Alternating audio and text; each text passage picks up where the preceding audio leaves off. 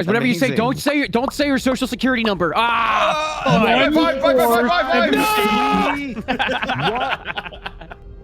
One, Hey guys! 2 weeks in a row. Oh my God! Welcome. Shadows over Velda, season 1, episode 37. Oh my God. Pretty sure We're here. We're on 38. Yeah, I okay, think it's actually 38. Yeah. Is it 38? Are we one behind? Yeah, I'm just going by We what did the 37 episode last title week. is. I need to start labeling my notes. Yeah, we are here. Episode 38. Really Rare true. 2 in a row.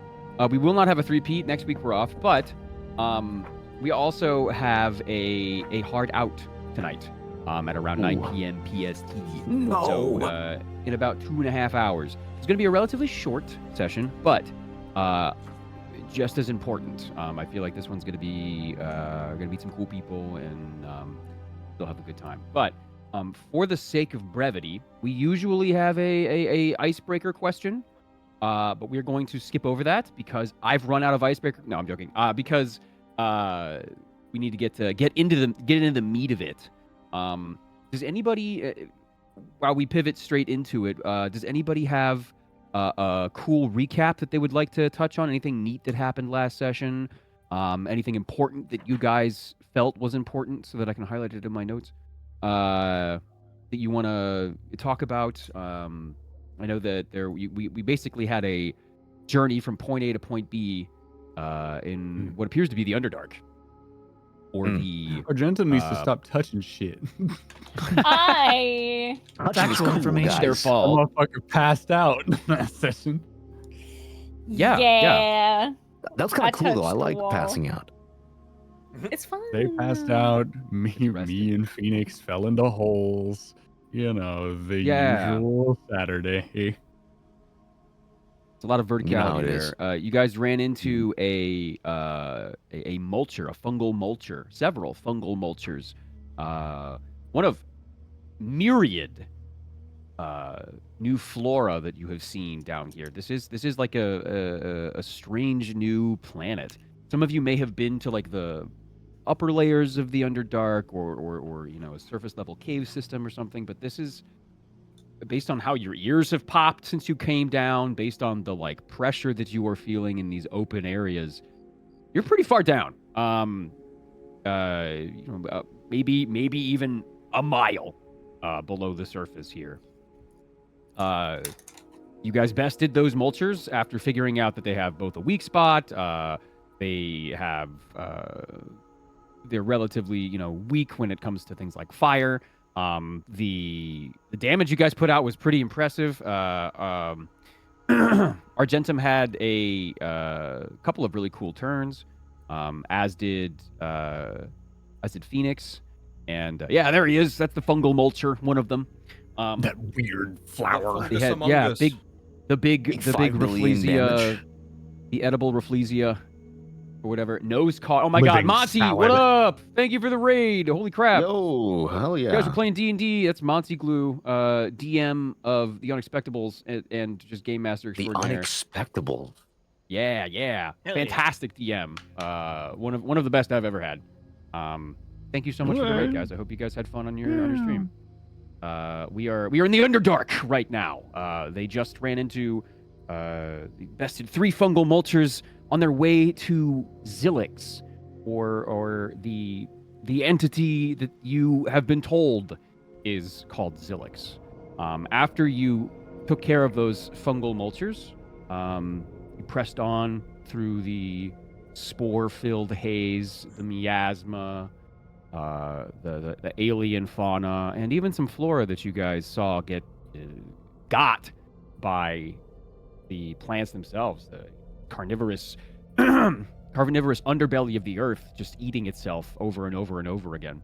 But the entire time you've been down here, you've been walking on this, we've been calling it the mycelial mat, but really it's just like you're walking on an intestine or something that's like this gushy, multicolored patchwork network of spores and capped stalks, lichens and molds. It is slapdash. It's all over the place. You know, certain colonies are taking over large portions of this road, and then they're overtaken by another colony or another bit of harder fungus or something, a shelf. You know, something even stranger and even more alien. And then you came to something strange down here, which is Blackstone. The bedrock that you guys have been, the common mineral that is the bedrock of most of the continent of Lolthlorian. And that's strange because the entire surface and the walls and even up to the cave, at least the canopy of this cave, has been diamonds or crystals of some kind. This Blackstone had a desiccated, old, dead and mummified almost by the cold flowing air Drider that had a weapon in its hand. If I recall correctly, Silent Beak, she took the initiative and did a brief kind of autopsy on this Drider, trying to figure out how exactly it died, or what it was carrying. You found a reliquary that had just a small little lantern with these amber panes that had been soldered together with some strange metal. And on the inside there is something glowing. A small door. You also found a spear, a Blackstone spear, that had a bunch of not runes, but lettering on the shaft itself. And the lettering was hard to make out based on the age of the weapon itself that the Drider was holding. But the one thing that you did get, that you all realized when you read it, was the name Nine Flame that was covered up by the Drider's hand, protecting it from the elements deep down underneath of the Blackstone. After you realized that the fungus was attacking whatever was on the Blackstone to have some sort of organic substrate to multiply, it was simple enough to use Argentum's almost psionic connection with the mycelial mat, the web of spores that kind of is cast out in front of you guys. You all held hands together and let the spirit move you. Honestly, the Argentum led the way, and they pushed on through to the other side of this Blackstone expanse, this larger bridge, and you got to the other side unscathed. I think one of you guys lost a boot. Who lost a boot? It was me. We lost a boot. That was you. Okay, yeah. Ray. Ray lost a boot. But you guys are good to the other side. As you pressed even further in, no traps, nothing crazy. Using Argentum's very subtle pings and closing of their eyes and figuring out this clairvoyant path that is laid out before you. You moved a couple of hours through this fungal forest. These large rubbery stalks bowing and creaking, rubbing together as you approach this well-lit fungal fan that from a distance looked a little bit like a building. But as you guys closed that 1 kilometer... also, you left behind your hosts. The fungal host that you had. Rest in peace, dude. Rest in peace. Rest in peace, Luigi. It's unfortunate. Hopefully he'll show back up. I don't know. But from that distance, it looked like a building. But as you approached it, you realized that it wasn't really even that. It was something more like a mushroom Stonehenge. This grown structure that doesn't really have any real purpose. It just looks like this is a conduit. There is a room. There is a space on the inside that, as you guys approached, the myconids themselves, the actual denizens of this area, ripped and pulled themselves from the mat to approach you, walk next to you. Various sizes and shapes, colors, and heights and weights. Some were bigger, some were more oozy. There's a couple that had really long brimmed caps. There's a couple that were hardened with this fungal overgrowth as they lumbered. Some approaching 10, 15 feet tall, but rail thin and spindly and wispy. Some could be almost 300 pounds of just mushroom meat that kind of roll like a barrel towards you guys in destination. Some have faces, some don't, but as you guys approached this confluence, this terminus of the great mycelial carpet that was laid before you, you heard a voice speak in your head, and the voice called themselves Zilix, the exact fungal lord that you were told about on your approach. And it seemed... Argentum, you want to talk a little bit about this? It seemed like they had a solution to your problem. After Praetori Cole told you about them, you kind of got here and figured out that, okay, yeah, maybe Zilix can help. What was Zilix's solution? What was their solution? So we need to connect to what we understand and what they were calling a heart of a dead god, basically, which is below them, which I'm assuming is deeper into the Underdark from where we already are. Correct assumption. And we need to lay within sort of the fungal ooze is how I'm calling it right now. Yeah, no, it's crazy because it's like it's the also ooze from which cryptic. they rise from. Who's we? Okay, Yes. I remember Some specifically of you only did agree three as well of you. to join. Yeah, there's two Join others Argentum who in the agreed to back. join us, but Meek and we I have a need brain to. I have many brain cells. Uh-huh. I'm just trying to get mine back. We giving things. So, we need to give up,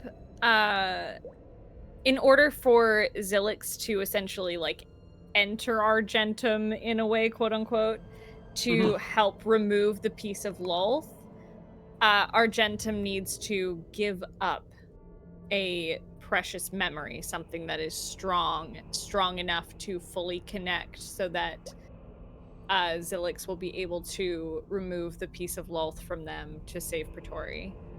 Correct. Yeah, that's you pretty much exactly it. And a couple of you, I think, Sunder and Phoenix. Fi and Fi and Sunder both volunteered a memory as well.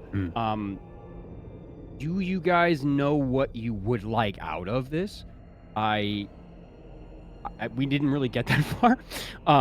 We just and honestly, Zilix didn't really seem that like he didn't seem like he minded. He was just like, yeah, sure, more wood on the fire. You know what I mean? More meat on the plate. It's just another wonderful thing.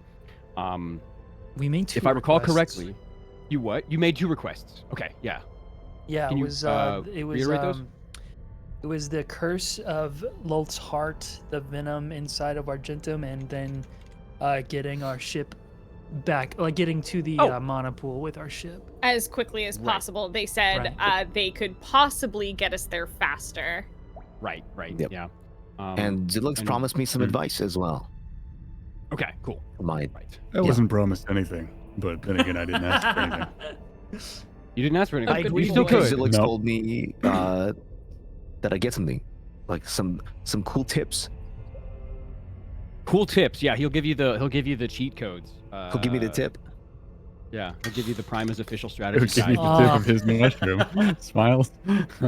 Smiles. So you mushroom. are all here, assembled in this, ridged, almost throne room, but nothing is sitting upon this throne. It is just, a fungal fan growing in on itself over and around. Plush, almost mossy floor that you guys are on. Pearlescent lights that kind of come from the spores as they are sprinkled and gust around the wind that comes up the flume of this place. This is a rather tall, like a hollow tower. It goes up maybe 600, 700 feet, and the spores cycle in and around this thing, going up and out. Like this weird, pulmonary action of this whole place kind of breathing on itself. Surrounding you guys are this small colony of myconids. It's maybe 20 to 25 of these guys, pushing 30, as a few of the smaller ones start to make their way from their forest towards you. There didn't seem to be any sort of place they were living. It looks like they just exist.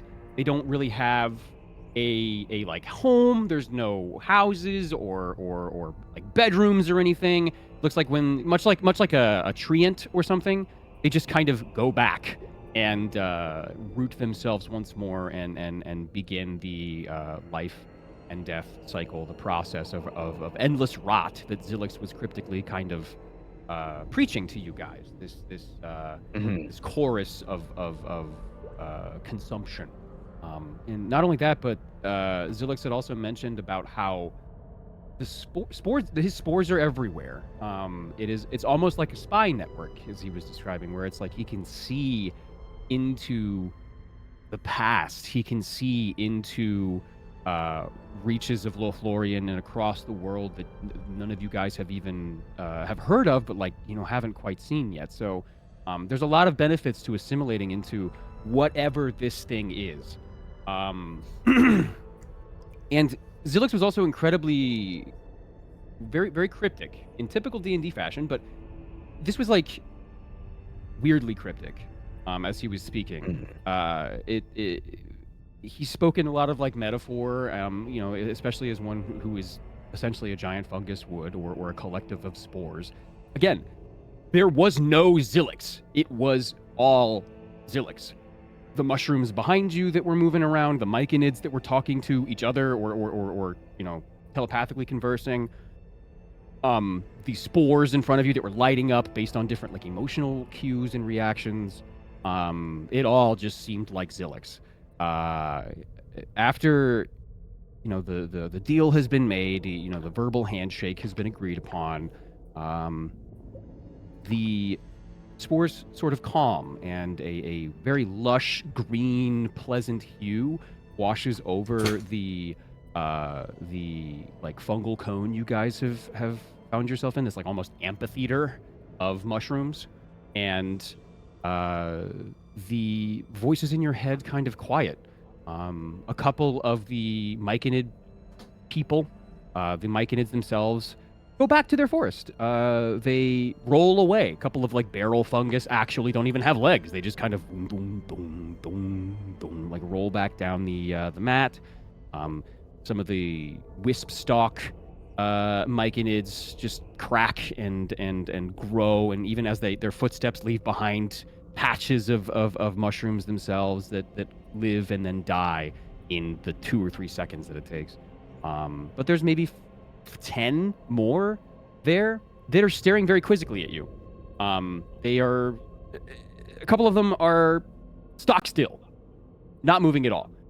But there's one in particular that is staring at you, and he looks like, I mean, he's got the physique of maybe somebody like Glib, like one of the goblins that you had, maybe Rockback or Shinebringer, not even pushing 3 feet, and he keeps moving his cap on his head back a little bit as though it's like sliding off his head, and he like whips his pseudopods. They're not really fingers. They're these like weird tridactyl grippers that he has. He keeps pushing his shroom cap back and whipping this black ooze off of himself as he stares up at you guys and moves back and forth with the will of the spores, will of the air currents down here as it is. It is a little adorable. He is a little cute. He doesn't have a face, but he has a mouth that opens and doesn't speak. He just goes ma ma ma ma ma ma, and he's like pushing his Funko cap up. He's real. Very strange. He's like a child almost. What do you guys do? How does this shit work? Do you speak to Zilix? I'm just gonna say it out loud, just like kind of to myself, but like loud enough to like make people can hear. The strange short shroom in front of you, like you don't hear a Zilix chime or anything. The shroom raises one of his little grippers, and he just points over into a darker corner of this like mushroom cornucopia that you guys are in, and you just hear a very weak, small vocalization from it that just goes,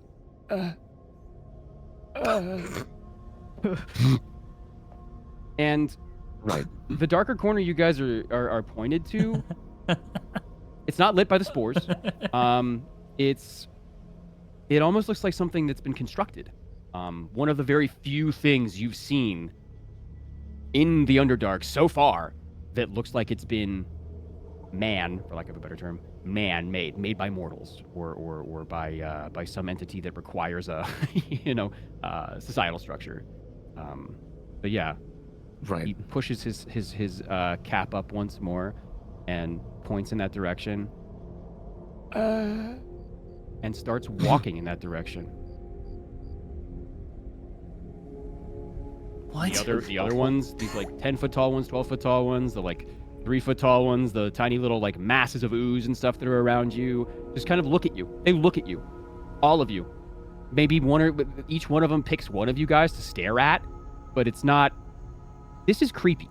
This is, at first when you were talking to Zilix, it was endearing and almost fun and engaging in like a, psychic trippy kind of way, but like something has changed. There has been information that is disseminated, and you're not exactly sure what it is. Well, not all of you. Some of you might. If you guys would like to, you can roll an insight check to figure out what's going on. Argentum, if you decide to roll an insight check, yours will be at advantage because you have communed with the spores. Any of you guys would like to commune with the spores, I would love to. You would get those advantages as well. I understand why you wouldn't, though. Cowards. I'm very out of my element. Could I roll insight just anyways, though? Like, just for fun? Yeah, Since you can I'm roll an insight check. listening? I would encourage it, yes. Can I also do that? Because Please. Beak's having trouble It's an talking to 18. them. Sure, yeah. Natural 20. Time you. to roll some That's insight, great. Okay, brother. That's good. Especially that you roll got some that. All right. insight. So. Yo! The same Cool. number, but not a natural 20. Yeah. That's Damn. crazy. Okay. My stat page is not loading. 1 second, sorry. Rip.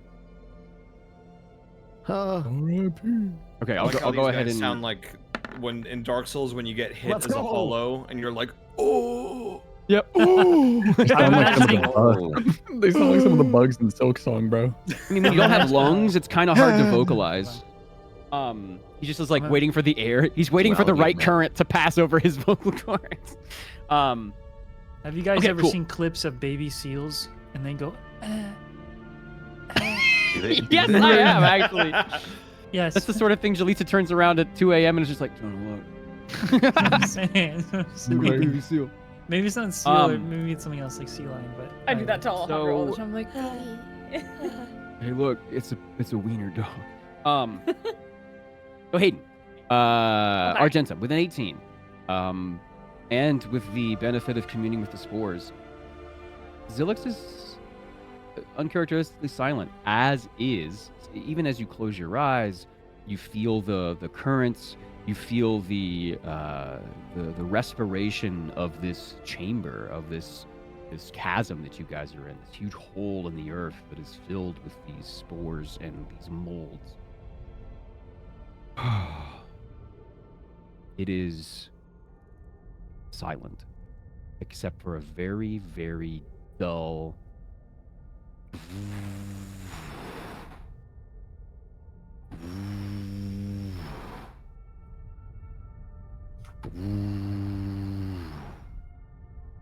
that is coming from deep, deep below, maybe 700 to another 1,000 feet underneath of you guys. Let's see who's next. Okay, so Silent Beak and Ray, both of you guys kind of look at each other for just a second as you both feel this heavenly presence below you. There's something big and celestial deep below. Whether it's an entity, you're unsure, Silent Beak. Ray, if you go down another 700 feet, you will have touched hallowed ground. Ah. There is something, a person, a structure, a graveyard, something that has been consecrated and ancient below you guys. Sunder, if you're 21, you see that there are no real thoughts anymore behind the Myconid's facade. They are simply existing around you, kind of waiting on what you guys are going to do. As you think and look at these things that are just standing there, ambulating, in minor fashion, maybe catching themselves as they're about to fall, almost like undead. A couple more start to point to that dark corner of the fungal hall you were all in. This stuff is really fucking weird, even for somebody that's acquainted with Fey weirdness. This is intraterrestrial, to use a fun word. This is something that is so far removed from the Feywild plane, so far removed from everything that Ipswich taught you at school. If you could get the lay of the land, it might be a little bit easier, but you feel like you're on another planet. You feel like you don't belong here. It's unsettling. It almost hurts your soul. Hurts your brain for sure. But yeah, there's something has shifted. Something has changed in the currents, in the cave winds, and it's not necessarily negative, but the pact has been made. The deal has been struck. I say we go. We already agreed to it. Where? Where is it leading? The shorter fungus's little pit pats If I know. fade into a shadow behind one of the fans of this like rubbery ribbed mycelial wall. Does it seem like it wants you to go down or up? I'm assuming we're going down. That's where they said the heart of their god was. Yeah. Something like that. Well, follow the Already guy. You guys are showing also us the free way, to so- explore if you would like before you delve down. Not saying you have to do anything. Again, this place is ancient. There's a lot. People have come and gone here over 1,000 years. So there are all sorts of like you can go down. You can if you look over the edge, there is a network of other fungal shelves that are hosting various lights and glows. There's a lot of like this. I would take this as an opportunity if you do decide to do some strange material or foraging or something like that. There's these down here is rarefied. It's there's a lot of strange stuff. Touching them is a risk, or ingesting them, that is also a risk. But with proper intelligence checks and other sort of skill checks, you should be able to. You could harvest some really unique materials down here that you wouldn't be able to get or would fetch a high price on the surface. But if you guys want to go ahead and go down, that'd be my guest. It's all good. I leave the foraging and such in the hands of my friends. Yeah, I ain't good at that shit, bro. I've been told to stop touching things. Could I address Zilix? Yeah, you can try. How would you like to? Just so we're clear, few members of this party head down and assimilate, give you some memories, and then you help us get out of here and where we need to go. You don't hear anything. Zilix. You see a change in the color of the photoreactive spores that are currently lighting this place up. And when you say this, they turn like orange and purple. Very almost like it's a distasteful combination. But you, Ray, you feel almost like when you open the door on a cold day, the wind like rushes out and kind of carries your robes with it and your hair with it, and with it like spores, like sand that whip across your ears. You can kind of hear them like bouncing. And the entire party sees this stream of spores enter where that small little fungal moat went. And Silent Beak, you feel in that reliquary a little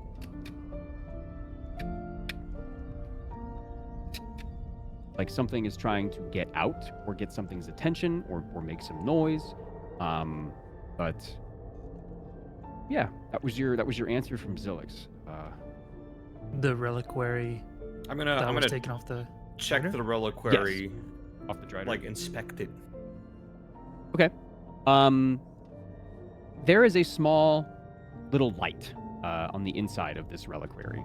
And, every couple seconds it does hit one of these like amber glass panes. There's no real art or rhyme to the panes of glass. It does look very utilitarian. But there are hinges and a small little door that does have a little latch on it. Yeah, that's what you see. Just kind of shedding small light, and every now and again a force of some kind hits the inside. Oh shit! Hold on.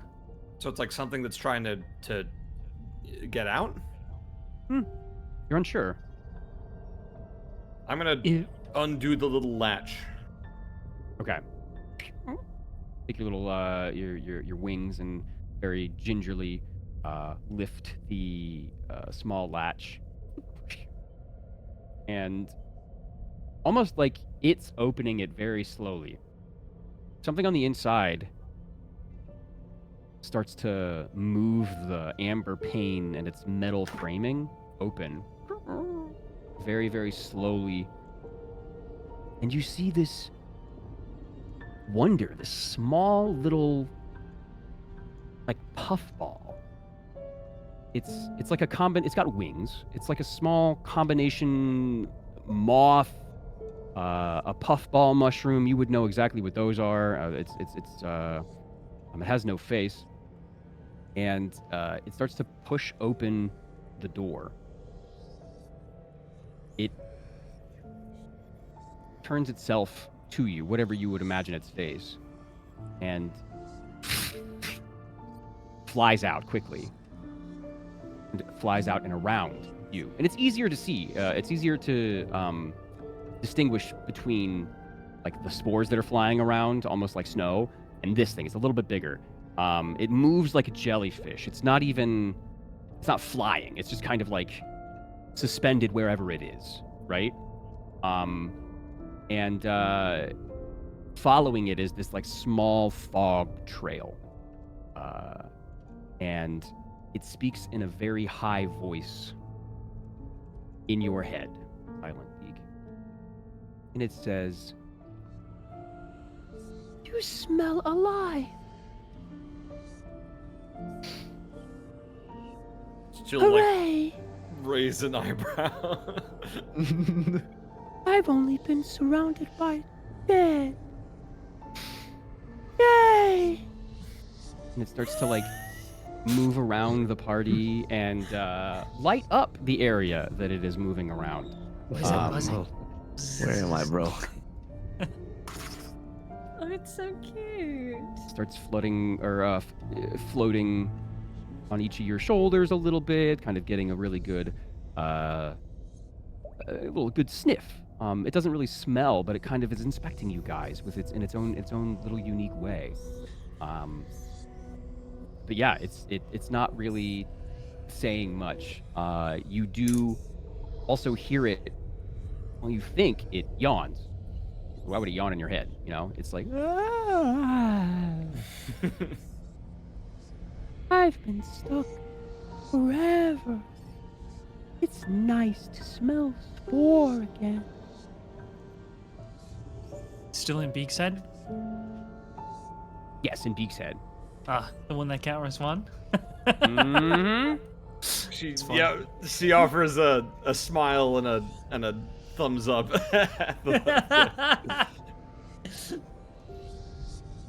It moves around back to your shoulder, and it nestles itself in your hood,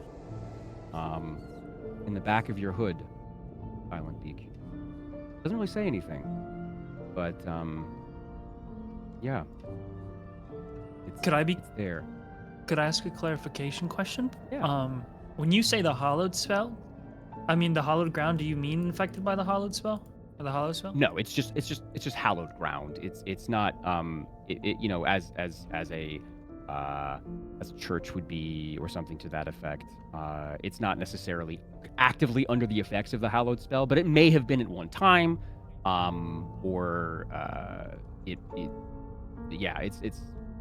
just a special place. I was wondering if having divine sense up as we get closer to it would glean any more information about it, since that detects the hallowed spell. That detects ground. You might. You just have to get closer to it. Okay. I'd like to if we're all going to move, we should move together. So if we're gonna head down, like that's what we're all on the same page with, we should do that together now, rather than splitting forward and stuff. So let's do that. Split the party.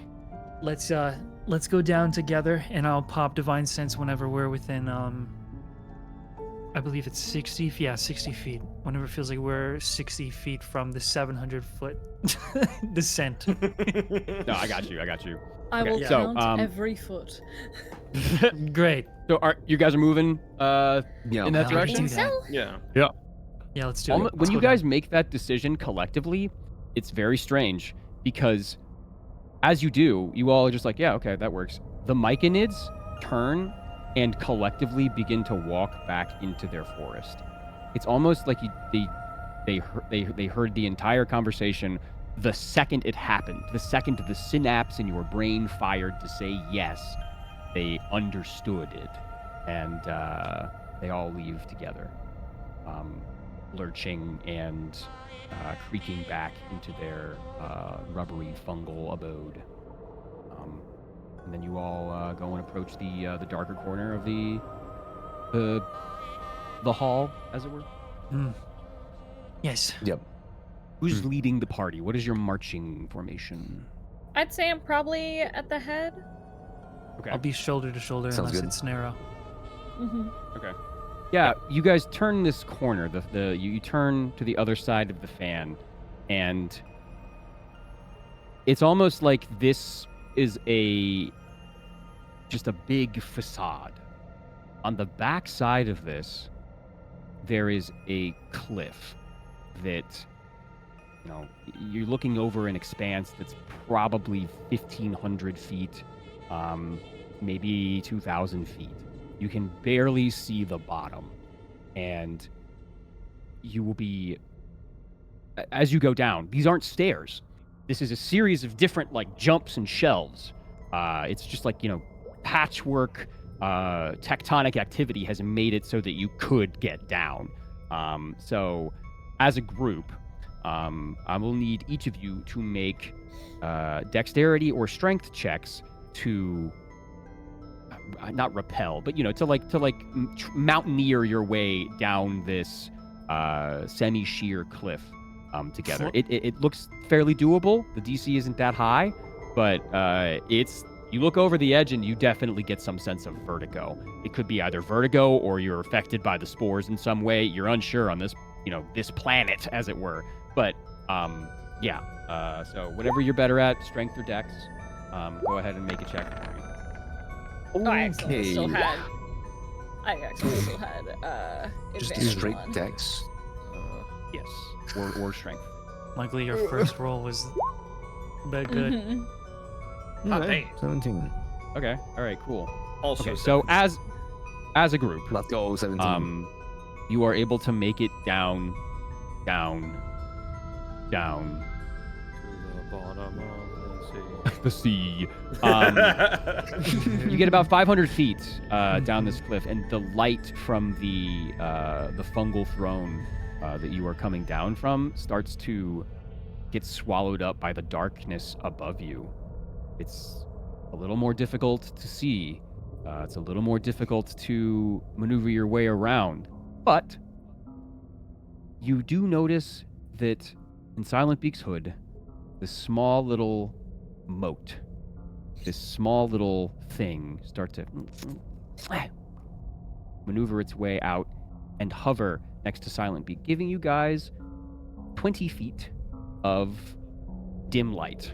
Regardless of whether or not you have dark vision, you can now see around you guys thanks to this thing. And as you keep going down, you start to see more of what's down there. And it's incredible. The light starts to shine in the blackness, in the inky dark blackness of the depths of the Underdark. Starts to glint off of what you imagine is gold, gems, crystals that are hanging from above. These gigantic stalagmites, right? Is that the one that come from the top? Stalagmites? True. I believe so. I think so. Okay, cool. Stalactites are the ones from the top. Tights are the top. Okay, cool. So these big stalactites, they're like a couple 100 feet long, and the cliff starts to wrap around them as you help each other down these platforms of stone, platforms of black stone. No longer is there mycelial mat that you have to contend with or strange flora. It seems a little dead. You start to descend even further down. It is getting a little more difficult to breathe even. Even if you're, quite athletic, something is choking out the oxygen here. It's still doable, but your movement is labored, and your thoughts get cloudy. It's like you guys haven't had a whole lot of sleep, or like you have been working manual labor for 8 hours. You are getting tired. Not sleepy, but like your muscles are getting achy, and your brain especially is staticky and slippery, and your thoughts are starting to like you forget what you were doing. You misplace your hand or your foot somewhere and slip a little bit, but you're caught by your friends. And then after a long, honestly arduous descent, it starts to come into view. This actual building, this immense cathedral that is wrought in gems and black stone, an almost impossible fusion of actual man labor, like something that has been man-made, and then something that has been grown, crystals that have been grown into this building. It is 150 feet tall. As you guys come down from it, you're looking down at it from maybe 500 feet up.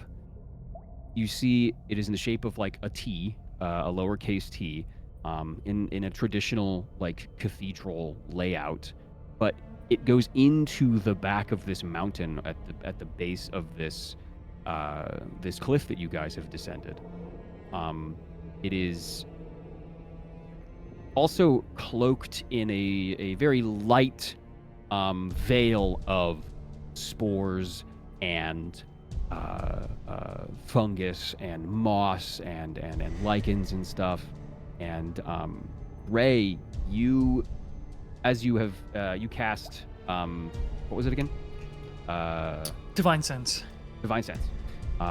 You were able to see this before anybody else was actually able to like see it optically. You were able to sense this. And yeah, sure enough, this is the source of the celestial energy, albeit a little weak when you first saw it, but it is pretty strong at this point. And what else do you sense with that divine sense? Divine Sense, fiends, undead, celestials. I know the location of any of those. That isn't behind fiends, like undead, total cover. And celestials. You see on the inside of this thing several very weak celestial pulses. It doesn't seem like whatever is there is alive. You've sensed a dead celestial before, and this seems like a long dead celestial, or several long dead celestials. In addition to the actual building itself. But the ground isn't like consecrated or desecrated? Not desecrated. No. It does look like no, not desecrated. Actually, let me check my notes. Did they do anything to this? No, not desecrated. Looks like whatever is here is working in tandem with whatever has been here for 1,000+ years. And that's another thing is part of this cathedral, part of this, this holy building is caved in, is some of the towers and spires and buttresses have fallen, have been ruined. There is a small camp on the outside that looks like it's been, long since abandoned. There is a wagon as well on the outside that has been destroyed. Could be some stuff on the inside of that. But it almost looks like this thing was just like copy pasted here, but like 1,000 years ago. Yeah. What do you guys do as you continue your descent? Right now you're about, I'll say about 300, 400 feet away from this cathedral, but it's slowly starting to come into view from the fog of war that you guys are. There's this miasmatic darkness that just encompasses the Underdark. It's vaguely holy or unholy? I assume holy from Holy. Celestial. Okay, gotcha. So like, It is, yes, okay. it is holy. As a matter of fact, you sense nothing unholy about this place. Okay, interesting. It is quite divine. So far, decades and centuries ago, it may have been even stronger, but it does look like a ruined cathedral of some kind. As we approach, I just say to everybody, As unsettling and thrilling as this has been, this place smells like dead angel.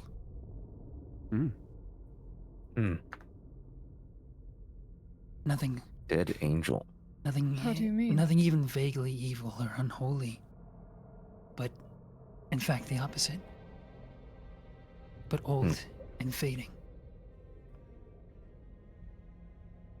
Still proceed with caution, but I'm optimistic.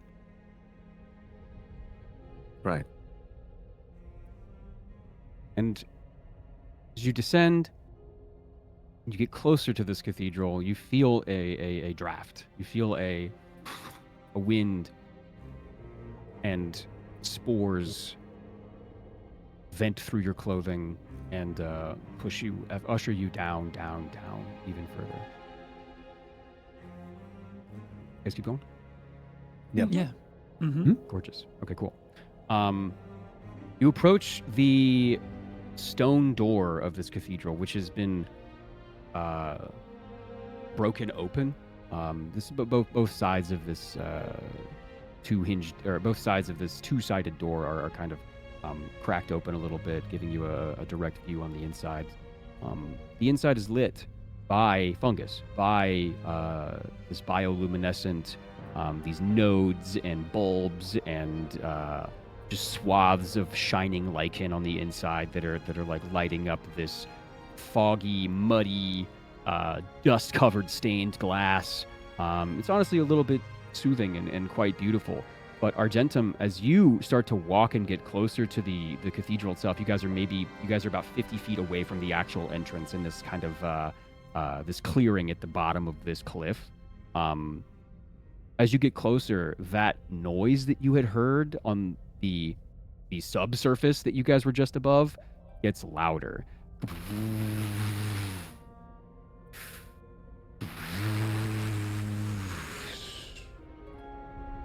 Over and over and over again. It starts to get the crescendo, the peak of this noise almost starts to sound like static in your brain, like television static. It gets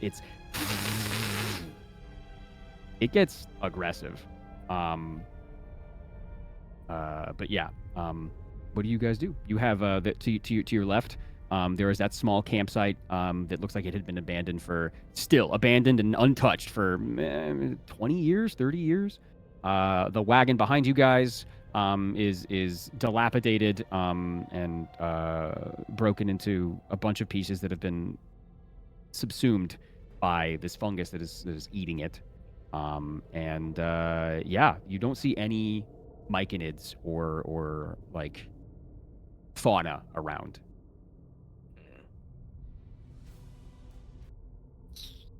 I'd like to check out the campsite. Sure, go for it. You wander over to the campsite and get a good look at it. Make an investigation check. Got it. The blue-green, like seafoam light of some of these mushroom stalks even bow over to you to kind of give you a good look at a lot of this stuff as your eyes scan the entire area. That's a 17. 17. Okay. Let me check my notes. Okay. This looks like, at first glance, the camp itself. You know, it had a fire that has been burnt by some like punky fungus that whatever was here had found. There's a skeleton, maybe 3.5, 4 feet tall. There's another skeleton next to it, also 3.5, 4 feet tall. There is a cage, like a wrought iron cage that has been riveted together. It's still standing, but the hinges have been eroded. It's almost like fungus broke this thing, like it ate it. And there's nothing on the inside of this cave, or on the inside of this cage. You've managed to piece together, based on all that information, and then just how it seems to have been abandoned quite quickly, that this was a slaver camp, maybe Deep Gnome or Dwergar. You're unsure. You can't really quite tell the anthropological makeup of these skeletons because they're just so old. But there's a couple of weapons laying around. There's a couple of odd trinkets and stuff, and you got a 17. Let's see. Okay, you see. Okay, you see a book in the long bony fingers of one of these skeletons. That you reach for it and you peel these fingers back. They crumble to dust, a few of them, and then a couple of other ones break off as you get this book in your hand. Just looks like a normal, like a black leather bound book. It's been here for 20 years. So do you take it? What do you do with it? Argentum will try to very carefully take it and try to open it, but they're trying to be as careful as possible. Okay. So you gingerly crack the spine on this thing, and clearly one of the pages in the front just kind of falls apart. It's being very loosely held together. The binding itself is decayed and gross. It's barely holding on to the actual, like, the barely holding on to the binding, the ream of paper on the inside. But as you open it up, you get to a page that you can't read. It is in some script that even you can't read. And then after 2 or 3 seconds of you go to the page and you're just like, man, I don't understand any of this stuff. And you look at it for a little bit longer. And as you keep reading, it starts to assimilate all of the script into a language that you can understand. Oh shit. It moves and the script changes, the lines move around, they start to dance on the page, and it looks like it's starting to put together math. It's starting to put together like algorithms or mathematical processes, stoichiometry, and balancing chemicals. It's seems like this is a codex of somebody that has done a lot of floral research in the Underdark, that has been enchanted to make it so that this knowledge is able to be passed down to whoever gets it.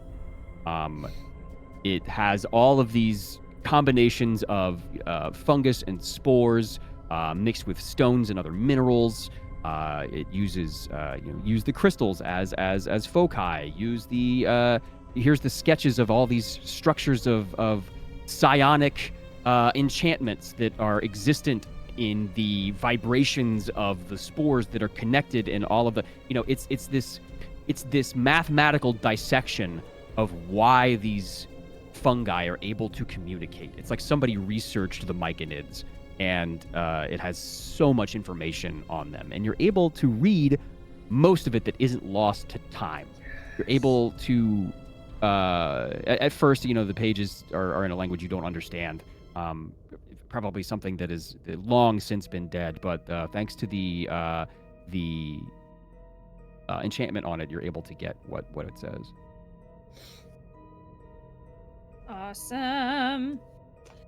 Write that down. That's a very valuable piece of Oh, information. yeah. Cool. Oh yeah. All right. They will store that and yeah, safely in their bag.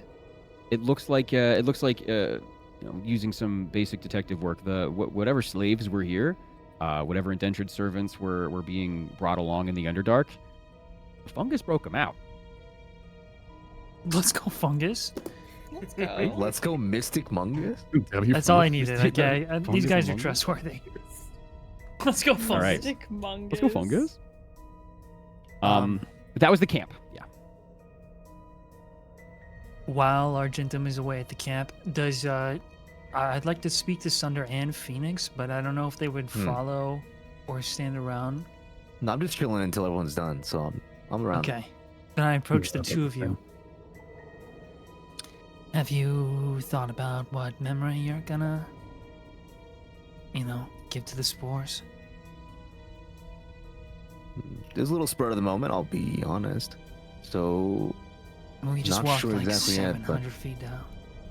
yeah, I mean, I've been thinking about it the whole time, which is also why I haven't been saying anything, but I might have something. You know, you could. live without. Are you sure? I mean, even Yeah, I bad mean, it memories actually might make be us who helpful. we are. I'm saying that there's some like pain and stuff. Hmm. It's part of my practice Right. is that those things help us grow, and if you give away a bad memory, something you want to live without, it could actually set you back. And if you were to give a good memory, you could share it with the class here. In case you want to be reminded of what you lost. Yeah, it's tough, but it's gotta be juicy, right? So to say. That's what he said. Or it, or whatever. They. Thing. Can't tell if it's one mushroom or like how many they are, or This whole like place is the one. It's an assimilation. They're like a hive. It's all Zilix. It's listening right now. Just offering to write down your memories so that when you give them up, we'll still kind of have them. Right. What do I care if you don't want to? Just a thought.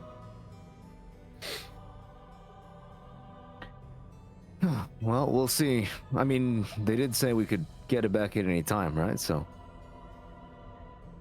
They This say is that? true. They did. when we need it, we'll be back. When we need it, we can come and collect it. And there's no like when you do the takes backsies, there's not like a consequence. Who's to say? We'd have to wait until it actually happens before we know that. Oh. Well, fuck me. Never mind. Never mind. Yeah. I mean, I don't know. I don't want to learn about your shit. I don't care. I mean, sharing with everybody, right? I feel like everybody will know after this. Is that how it works? We're all gonna. You didn't ask? Yeah, I didn't ask. Huh. I just figured it's like you're paying. Maybe it isn't a sacrifice. Maybe I misread the entire tone. I'm just used to it having to be a sacrifice. Something you lose. It's a sacrifice so far as, if it was a secret before, it's not going to be a secret no more, but I see. It almost seems like it's their form of entertainment. Just like the way that we read books or attend plays. yeah, they probably don't get much out down here, I'll be honest. Neither of those would be very entertaining for me. And considering I don't think they've seen, organic creatures such as ourselves and who knows how long. At least not living ones. Right. Oh, so they're kind of using your memories as like a movie. Wait, those don't exist in this world. Hold on. Like a Wait, book. those don't Like exist an in this world. illusion. Like a play. Like Yeah. a moving Theater. series of memories. Put that together. What could we call that? If you just The moving Visual picture. representation of a ballad, projection. almost. Use a spell. Put it on like a big white screen. Well, I thought this was gonna be like a hard thing for you guys to do, but it sounds like you're totally down for it. I Well, don't if it mind gets me it any, personally. yeah, if it gets me any closer to some answers, maybe. I'm a little lost as to where we're going, or where I'm going at least. I know where we're going. But after that, it's a mystery. Argentum, are you done snooping? Yes, I found an interesting journal. Of course you found a Wow. book. I suppose Even I have a knack deep down for it. here. What can I Is that- say? Is that one also a direct line to Lolth? No, not this one. It is actually... It's like an alchemical research journal. They were doing research on the myconids, the different kinds of floral growths down here. It could actually be quite useful for us if we wanted to gather anything. But no. Why? We in a great hurry? You're suggesting that we take time to gather mushrooms when Bride is dying on the That ship? is not what I'm saying. I'm saying if anybody wanted to, I now have a journal that could differentiate what is, going to quite literally jump out at us or what is safe to take. Right. You actually even come across the page that is a complete sketch and diagram of a mulcher, and you're just like, oh, I know exactly what that is. That's Wish I'd had this earlier. Scavenging is a pretty good idea, especially if we're down here. I mean, we never know what we'll find. Most of the herbalists in Bronca would benefit from some of the things that would be here. I would assume, at least. Yeah, if it yeah. didn't Sunder, explode. even in your almost a decade of living in Ivbranca and having it be open to the world for the first time in a long time, some of this stuff looks like nothing that ever crossed the bazaar before. Well, it's only me and Beak with free hands, so what do you say, Beak? Do you feel like scavenging? She nods I don't. enthusiastically. Oh. Did she gesture? What did she do? Hopefully she said no. She nodded very enthusiastically. Just a very quick set of nods, just like not stopping. Yeah, you probably heard the wind Yeah. swishing a little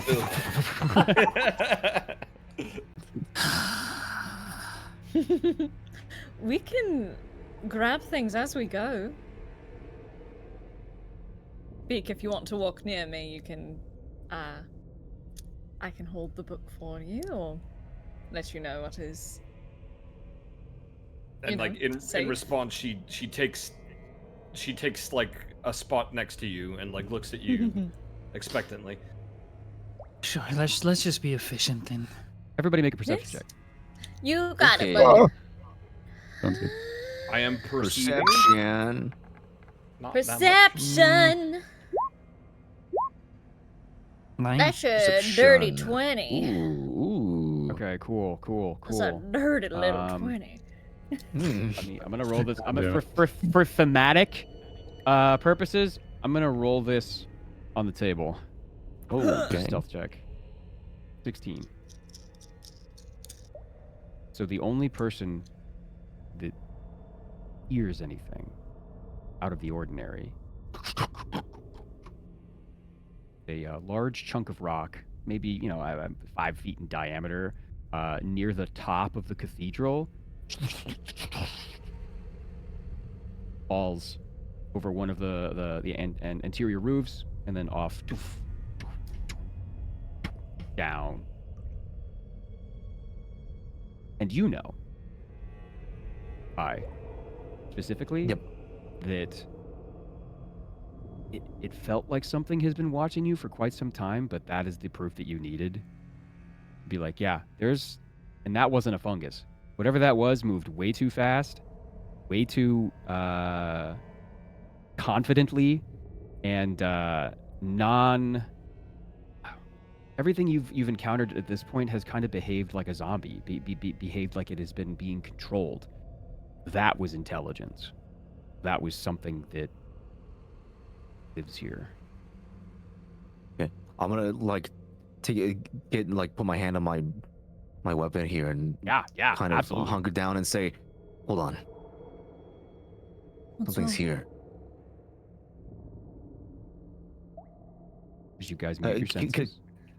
Can I try to see if it's like if it's moving, if it's like I can track where it's the sound is coming from? Make too, an right? investigation check. Or, you know what? No. Make a survival check. Survival. Yeah, make a survival check. Maybe 12. 12? You squint. Kind of track where the dust is settling. You can see almost like a shadow where this thing was. Looked vaguely humanoid. But whatever it was, Yeah. it's gone. Gone. Like if I person. pop Divine Sense again, it's gone 60 feet away, gone, and it's not undead, Yeah, and celestial, there or was fiend? no, absolutely not. No, Gotcha. you didn't. It didn't even register on your radar. It didn't blip at all. It was Like a guy or a person or something like you It was- guys. Yeah. It was fast. Let's move then. And Let's keep stay going. together. Okay, I'm gonna. Yeah, we'll move in. I'll be a little bit more alert. Just Sure. like while Collect watching your the surroundings. shrubs on the way. Okay. Who is going to scavenge or collect? Beak will. I'll All right. help Roll me. me a survival check. Whoever's going to. Survival. Oh no. 15. Okay, cool. With a 15, do you share the knowledge of the book with Beak? Of course I do. Okay. Between both of you guys, as you guys start to approach the Blackstone doors to this place that are open, you see this small little like ring of mushrooms in front of you of various kinds. And Argentum, can you make an intelligence check for me? Of course. No! Yikes. Okay. That's a 6. So, you tell I had Beak one good exactly which roll. ones to pick. And the one in the center is a let's see. Okay. The one in the center almost looks like it's several like tongues that are coming from the ground. Like it's like this thick, tapered fungus that doesn't have a stalk. It's just kind of like growing and pulsing out of the ground. And from what you know in the book, that is called a tongue of madness. Oh no! It is edible. Looks like a big tongue, like a cow's tongue or something. And the effect itself is you can eat it, but you don't know what happens after you do. Only that it affects your speech. Hmm. Be careful with that one. That is a, let's see, tongue of madness. It is edible, but it will affect your speech somehow. But could be good to have on hand. Beak looks at Argentum with like a eyes half closed, kind of like, you really think it's You gonna do sure? something to me? Kind of look. That's why I was just Darling, like, it's a tongue of madness. It's gonna, whatever. When I say your, I mean like the royal you. Like, it would The affect. loyal you. It would affect someone's speech were they to ingest it. I was not trying to be insensitive. I'm sorry. She like smirks and like gestures with her hand, like no worries, like she was just kidding. She was just kidding around. She was just giving you There a is hard another time. one as well. The ring of fungus is it is a ring of blue caps. So say the book. The blue cap is also called the like the wheat or grain of the Underdark. It's kind of like grass. It just grows it grows wild. But while the actual like fungus itself is inedible, the gills, if you like pat the top of the cap, it shakes out these little spores that are about they're kind of like maybe like sand with the same weight. And it's like a yeast or a very bland, tasteless flour. You can make bread from it. It doesn't really have any sort of like magical effects, but the bread that you do make from it is exceptionally filling. It's kind of like a lembas bread, to use some Tolkienisms. It one little like piece of this bread made from a blue cap grain will make it so you guys don't really have to eat for like a day and a half, 2 days. Mmm. That'll be handy. Good to know. Yeah, I will pass be on grab that the. information. We're grabbing all this shit. Okay, so you have about I will say you have 9 blue caps, 3 tongues of madness, and then there's a third one that is interesting to both of you guys. Growing on the door itself, you have to like get to it and like interact with this in order to open the door. Growing on the door itself is this big orange like shelf of fungus, and it takes a little bit for you to like flip through the pages of the field guide that you have, and yeah, there it is. It's called ripple bark, and Ripple bark. it's a shelf-like fungus that resembles a like marble. It kind of has the same like texture and like what's the word? Like texture and like hardness, like Mohs hardness of a marble shelf. And if you get up to touch it, the gills also shoot out spores. If you read further down in the field guide, you see that it's common in the Underdark for people to get these spores into like a little glass vial, like a potion bottle, and then throw it at a wall, and it will immediately sprout one of these shells. So it's kind of like it's used in climbing and mountaineering a lot. You see several of these that have been on the sheer side of the cliff that you guys came down that maybe somebody used as like handholds or something. It's kind of like an instant python. You know what I mean?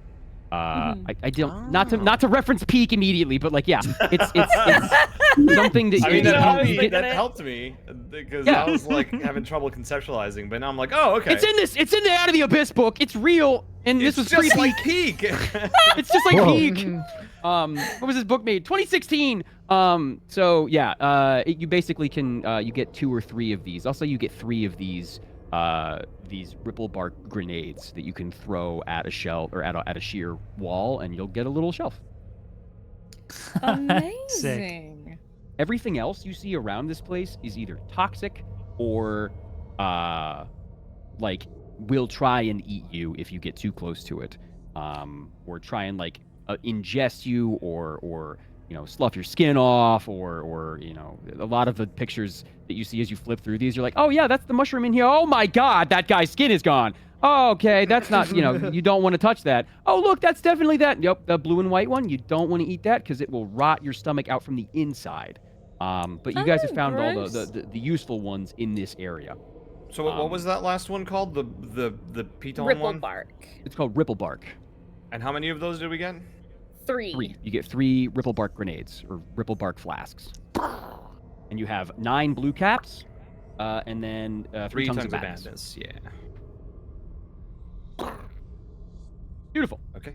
And as you like tap the top of the ripple bark and get it into these little tiny vials and flasks and stuff, the door slowly starts to open. And who goes in first? I'll go first. Okay. Sure. I'll follow right after. Okay. Same. Argentum, you go in and realize that the door wasn't being opened by any sort of magical means. This web of stinky, like, red matter was pulling the door back on the other side. It wasn't like being pushed open by the wind or anything like that. Something is like letting you in. And on the inside, this is a big cathedral. They're like granite pews that have been cracked and broken open. Maybe there's rows of upwards of like 20 to 30 of these pews on the inside. The floor itself is riddled with stalactites that have come down and crashed through the cathedral itself. On either side, you've come into like the vestibule. On either side, immediately there are also closed doors, 2 other rooms that you could see. You could almost see into from the outside, but they've been, the dirt and the mud and everything have coated these windows, so it's hard to see what is on the inside. And then straight forward is the actual like cathedral itself, the main area, and way far in the back, where there would be an altar or the stairs are ascending. You see a dusty, like crystalline chrysalis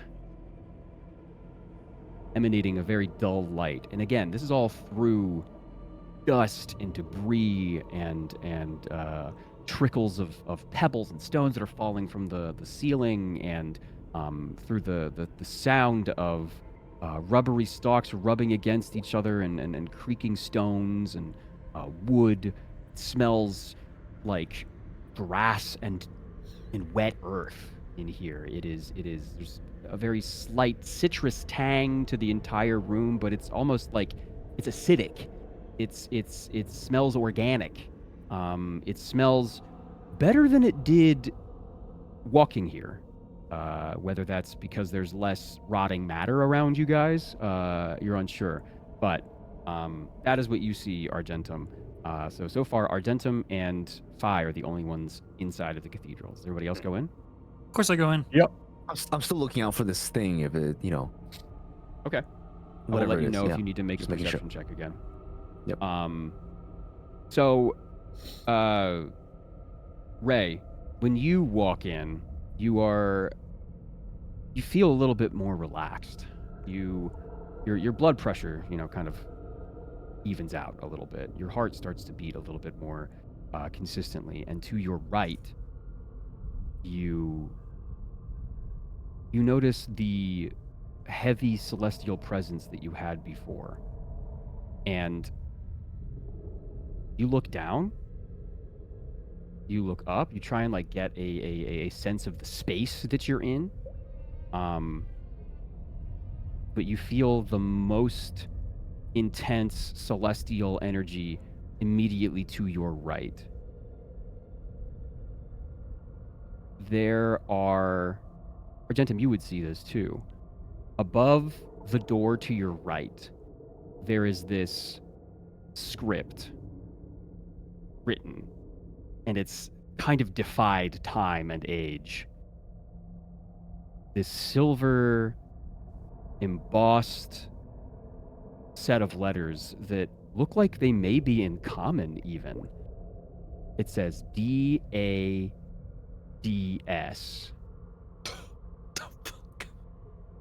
Don't tell me. And Out of character. Don't tell me. God.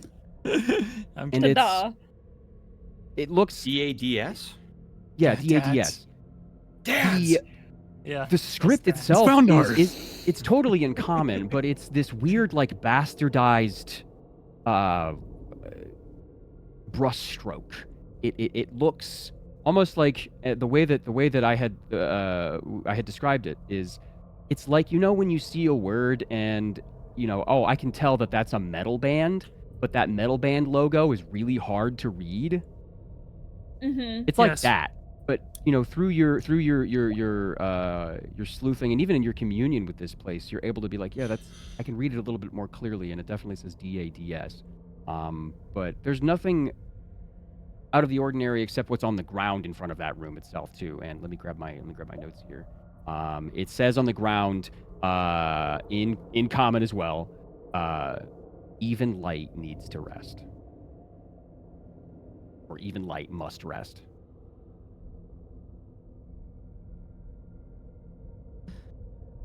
To your left, the go ahead, sorry.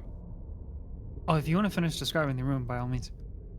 But the in the room on your left, is the door's closed, so you can't really see. Okay, never mind. Go ahead. Okay. Something familiar. To our right. Food familiar. Script. or bad familiar? What does it say? From what I can see, it says DADS. Dads? Bad familiar. What does that mean? It's an acronym. Standing for. Um.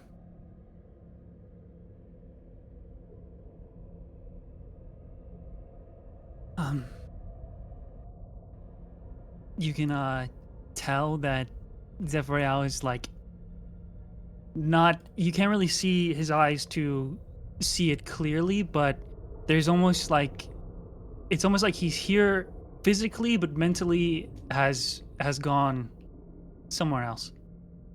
Hey. Argentum will very lightly take his hand. Are you okay? He's just silent for a moment. Sorry. Do not have to tell me.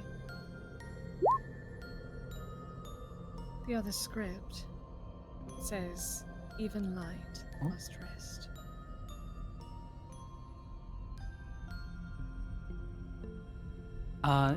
DM, have I ever heard that before? That is what is traditionally emblazoned over a celestial ossuary.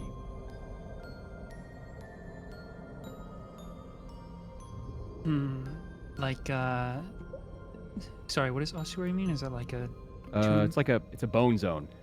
It's it's it's where it's where somebody is put to rest after there is like a ceremony, and then a funeral, and then that is like they're interred there, kind of like where you would put a saint or something like that.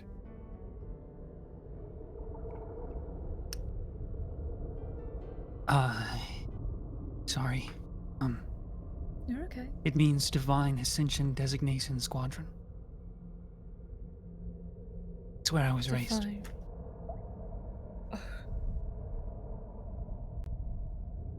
It's not here. It's a celestial plane.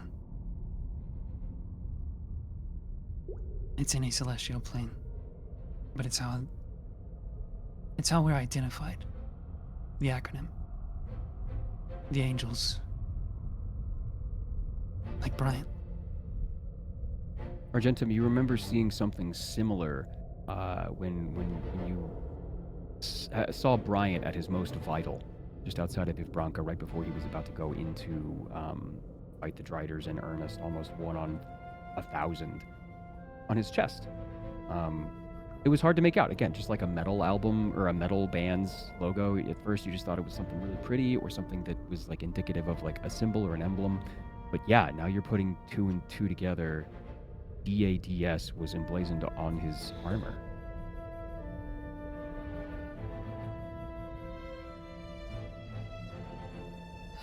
I see. I won't pry any more than that. It's clearly. Well, we can continue on. Tell me when you're ready.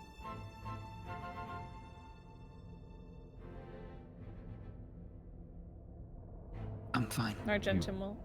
Okay. Argentum will gently, having not let go of Ray's hand, almost like gently guiding him along away from this area. Sure. So, as you guys move into the more central area of the cathedral, you see that this place, at a certain point, was probably incredibly beautiful. A lot of the ruin that assaulted this place seems like it happened whenever it was either moved or placed here, or when it showed up here, grew here, whatever. Because the masonry is immaculate. It is detailed and dexterous. It is divinely inspired. On the ground, it looks like the remains of some sort of mosaic of a winged creature with a blazing sword against an inky darkness that's honestly covered in dust and dirt and fungal growths that have kind of pushed on through the ground itself. Found some sort of substrate to grow on this blackstone. The pews are all, some of them are intact, some of them are cracked. But as you move towards the center of this area, cathedral opens up, and you get a better look at this large, opaque crystal that's where the altar would, normally be in any, typical church or temple. And it has other crystals branching out of it. And you get this staticky, crystalline, cracking, creaking as you get closer to it. Perpetual and constant. But it's hard to see into the crystal. Spores, surround it on the ground, almost like a fog coming off of it. Like it's sublimating these spores. And you get nothing from Zilix.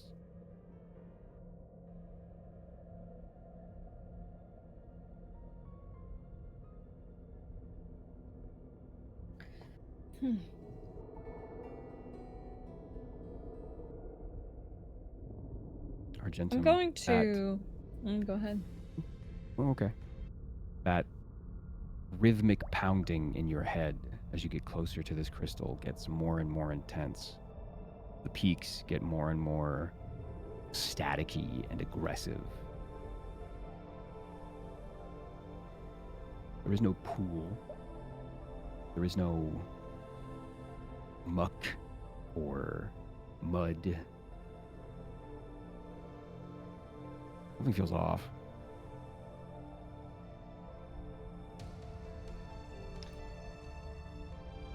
Is there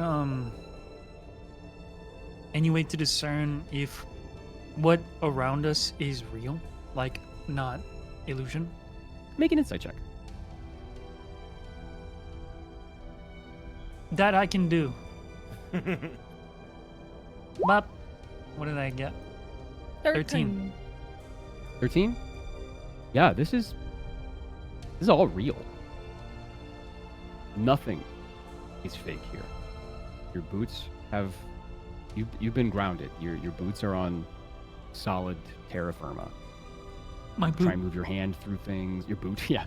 You try and move your hand through things. You try and discern shimmers and sparkles in some of the light rays and no, this is real.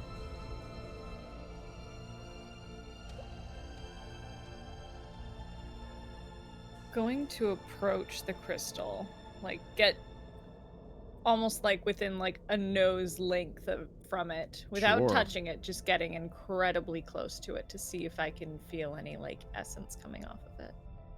As you get closer to it, the rise and fall of this psionic wave in your brain, it's incredibly intense. How close do you get? They're like within like a couple inches of it.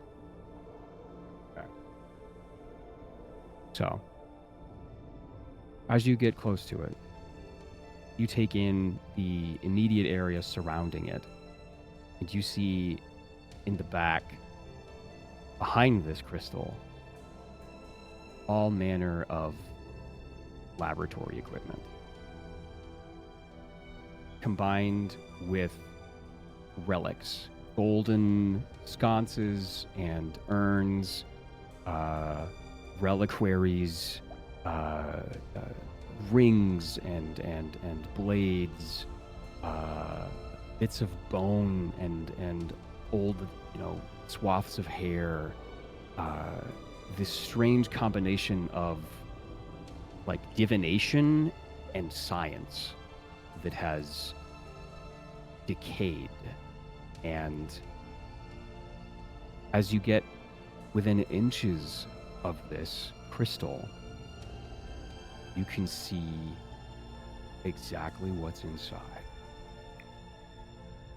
A faint shadow that gets more and more clear. At this point, this psionic static in your head is a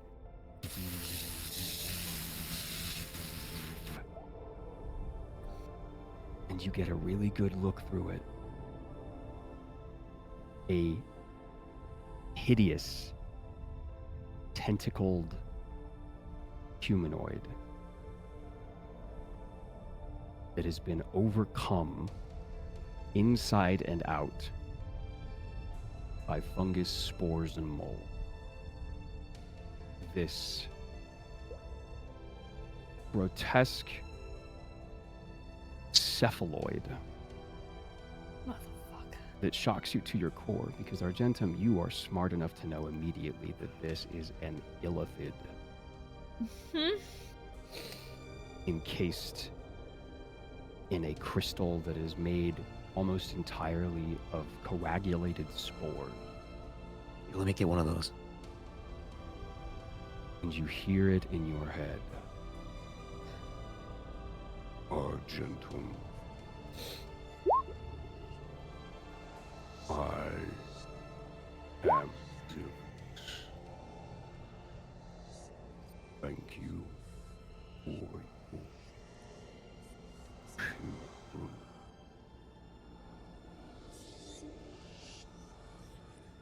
You're going to have to say that again. Discord really hates you. Thank you for your pilgrimage. You are Zilix. Correct. An illithid. I have become one with a far-reaching spore. And everyone else in the cathedral, you see this light slowly pulse off of this crystal. When you look into the crystal, Argentum, you see that this guy has been consumed by fungus. It's almost as though he's not entirely himself anymore. You're just barely able to make out the tentacles coming from his mouth, you know, the nostrils and maybe one eye socket. But this is a husk of what used to be an illithid. And it looks like, sounds like, and feels like, based on your interactions so far, that this illithid has fused with this myconid hive mind for some reason. And they are both it. They are both them together. Fascinating. I But you can still help me. sense anguish. I sense fresh. I sense mortality.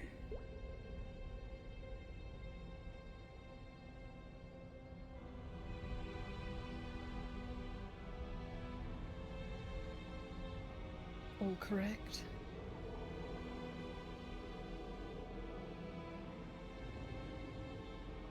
You. And the only person that hears this is Phi. Huh? Approach. Who's there? At this point, I probably haven't seen him yet, right? So I'm looking No, around. you don't. Argentum is transfixed on there? this crystal. I'm gonna say it out loud. You don't hear anything verbal. No, I say it out loud in response. Oh, okay. I say, who's there? Because it's a voice that I haven't heard before, right? Mm-hmm. I'm looking around. Do I see what is speaking to me? The crystal is pulsing with the meter of the speech you hear in your head. Okay. I look at the rest of the party and then I speak again. I'm gonna watch the crystal to see if.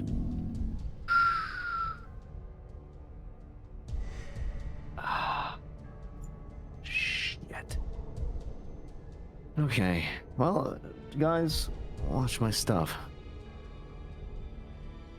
But I don't actually drop anything. I just walk towards it.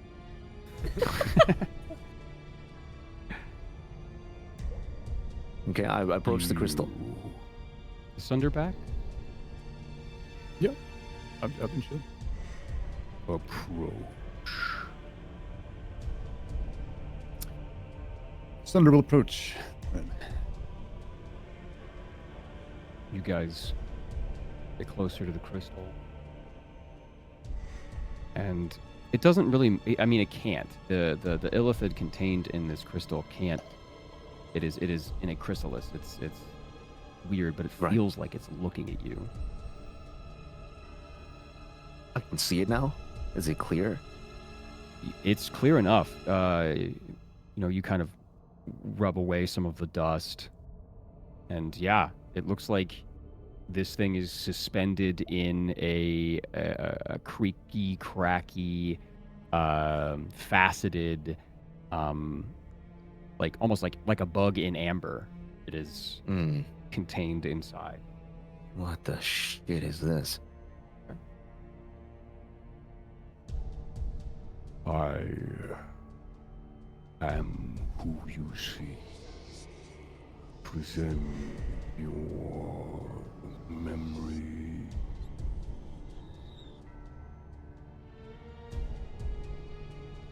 I look at Argenda and Sunder, like one after the other.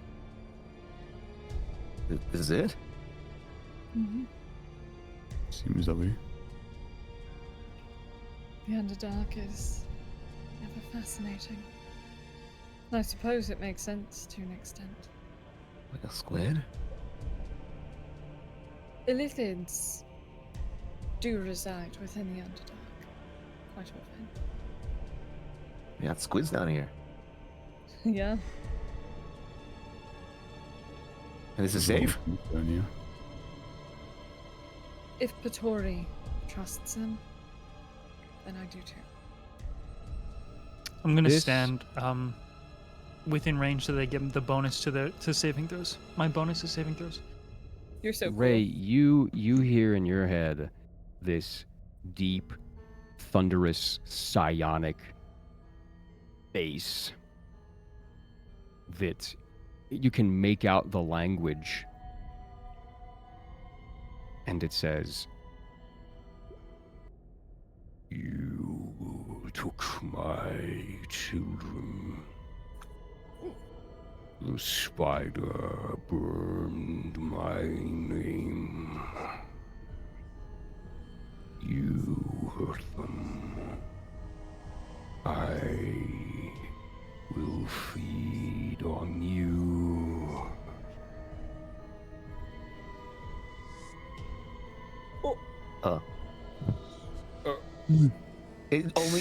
Only Ray hears this? only Ray hears this, and it's like it's an assault on your brain. It is like this this wall of Nice. sound and noise and anxiety, kind of like starts to you almost feel like you're gonna go to your knees. Can you make a wisdom saving throw for me? All right, see ya, kid. Yeah, sure. Oh no! All right, bro, I'ma head out. 23. Ooh, You feel it I'd roll start her.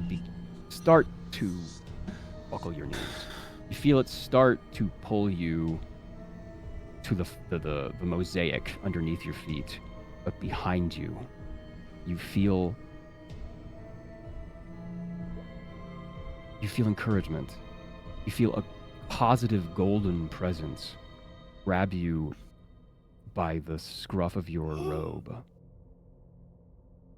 and pull you up. It feels like Bryant. It feels like Zazriel. It feels like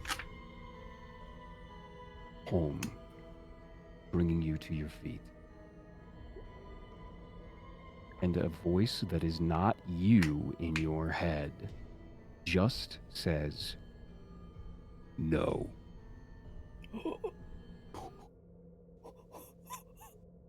I instinctively say out loud, no, you know not who you threaten. And I walk to be within 10 feet of my party so that they are in the aura of protection. And I say in my head, I said all that out loud, but then I say in my head, you must be starving your children since they tried to attack us. I defended those who I have sworn to protect. Nothing more. Everybody around Ray, currently around the crystal, make a wisdom saving throw. Son of a bitch. Oh. I'm Add trying +4. to. I'm trying to get this fucking spider bitch out my brain. I don't know if Okay. Eek would be 11 around the 16. crystal. Plus 16. 4, it would be 15 total. Are you with within the aura? Because it's technically centered around Ray right now. Who are you talking to? I suppose I would be Beak. next to Ray, yeah. Oh, do we also Okay. roll it? Do I roll a second one? You don't. Anybody who's in your aura, you kind of made a point of the aura being. Oh yeah, I wanted to make sure Present, so I'm everybody gonna- was in it. I'm gonna center it on your aura, but not you specifically. You already saved, so it doesn't affect you. How much do I add to that? 6, 4. It's 4. 4. So we're at Sorry. 16. Anybody? Yo, anybody man, we're twinning all of our saves today. Jesus. Hell yeah, dude. Hell yeah! Did anybody get below a 20? 15. Oh wait, you all did. Yup. We Ray, all except Juzo, I did. guess. Juzo got with the so we got a 19, Yeah, 20, Juzo would be 21, fine. right? Or Sunder would be Mhm. fun. Ray, why are you antagonizing the one person who can fix my brain, buddy? What you doing? He started it. So Your Honor, he started. Silent Beak, Phi, and Argentum. Mm-hmm. How much do I You- fail by? Let's see. Wait, where are you? You 'Cause failed. I'm It's going to, I'm the going DC's to 20. use because I'm going to use self curse. It doesn't. Actually doesn't matter. I'm going to use self curse. You're gonna use self curse. Does it get you to 20? It'll like Phi is not choosing to. It's almost as if like something else Oh, it's just is happening. Okay, just happening. cool. So yeah, just describe that for me. Yeah. They're like as like the what kind of attack is this? It's like a psionic attack. It's like Correct. Yes, but it's more of it's a psionic attack. Let me see the character sheet here. Yeah, you succeed on a saving throw that you would otherwise Yep. fail, but in exchange you take 1d6 of irreducible damage multiplied by Yeah. the difference between Yep. you failed this. Gotcha. Yeah. Okay, so you don't. This thing does not take do damage to you. It's No, it's, but it's yeah, an but I take damage from the self curse. oh, okay, cool. So yeah, I take you 20 points of damage. Okay. Yeah, you take 20 points of damage. Describe how that looks. So as this like the sonic waves are coming at me, like trying to overpower my mind, there is a voice in my head. It's the same voice, and she is soft and gentle, but also firm. And she says, "We don't fall for that anymore, do we? Straighten up. Breathe." And it will like ground Phi back to like reality. Yeah. You take a deep breath. You see Phi's chest rise and fall. And he kind of grunts a little bit under his breath. This did Yeah, hurt. it like But- there's like blood like dripping down his like legs and like down, like you can see like it coming out of his pants. But it almost feels like fingers that are being pushed into your, like on your skull. They don't make it past your skin. You can feel it. You don't see it, but you feel this pressure, this pressure of 5 to 6 different points on your cranium. Press in, and then once they sense that presence, recede. You are fine. Argentum and Silent Beak, you feel this pressure on your cranium, on your beak, on the wet of your eyeballs, deep into the center of your ears. And then after a little while, after a lot of pressure, it passes the membrane into your thoughts. And it begins raking across your memories. Haphazard, frantic, aggressive, and wild. Searching for something. Clawing for information. And as quickly as it entered, the tentacles seem to find something. They stop, they freeze. Get sucked back into the crystal. Again, there's no actual physical presence. This is all just a really bad series of cluster headaches in the back of your skull, the side of your head, deep in your ear. Like you have an ear infection, a sinus infection, pressure in the back of your skull. This is the strangest magic you've ever experienced. And you all hear in your head, "You fight the silk spinners. Good. Break their webs, and I will help you pull."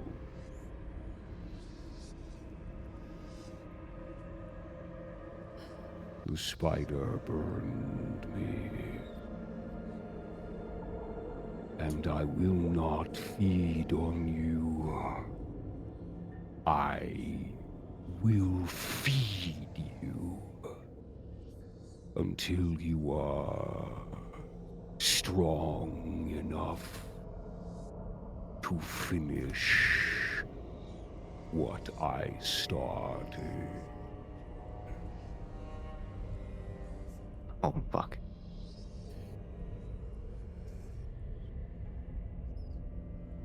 I feel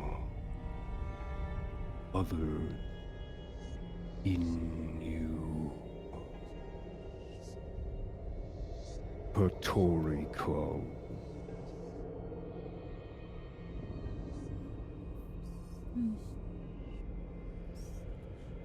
He is still growing, gestating,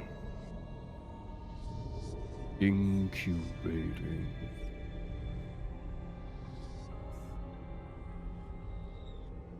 What memory do you offer?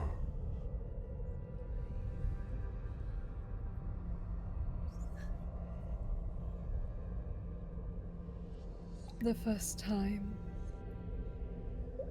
I ever spoke to Vavakri, the first soul who resided within me, my original Kori spirit.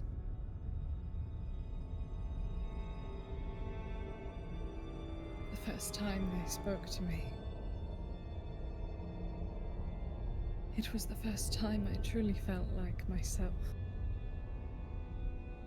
First time I never felt alone. We shared everything. And that first time was... It is my greatest memory. You feel it once more. This time more precise. More agile, less frantic. a concentrated pressure deep in the center of your brow. It enters more easily, passes through the membrane by osmosis even.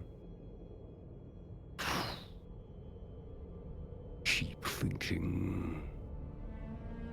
Bring me there.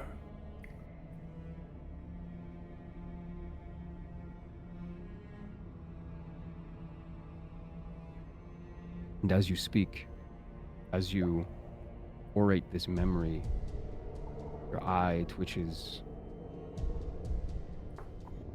It becomes incredibly vivid. You are there. You open your eyes, and everyone around Argentum can see that their sclera and pupil are now purple-black. You know, this weird, swirling, striating, purple, black, gray fog. It's cloudy mass. As they begin to speak this memory in great detail. The scents, the sights, the sounds. Smile tugs at their lips. Their brow furrows. A tear wells and falls down their cheek.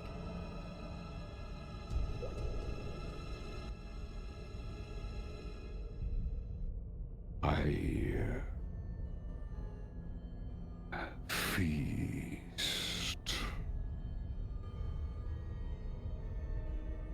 The vivid sharpness of this memory begins to be gnawed at from the outside. A vignette of broken images as these tentacles start to wipe it away. Claw at it. A beaked mouth pecks, pokes your brain, digging around, scooping things out. It felt great to live it once more, but as it is ripped from you, it becomes hollow. And then you feel this spectral tentacle rip and grab onto something big inside of you. I need you to make a constitution save. You got it, buddy. At 4. At 4. 10 Yo, plus boy. 4. Nat 4. Okay. Or 8 plus 4. I can't count. 12. So that's Okay. a 12. Hold on. Yeah, give me. it's a 12. Can you guys give me? I know this is the really suspenseful part. Give me like 2 minutes. My food is here. I have to go grab it. let's take a small break, and then we'll get back into the No meat worries. of this. I'll be right back.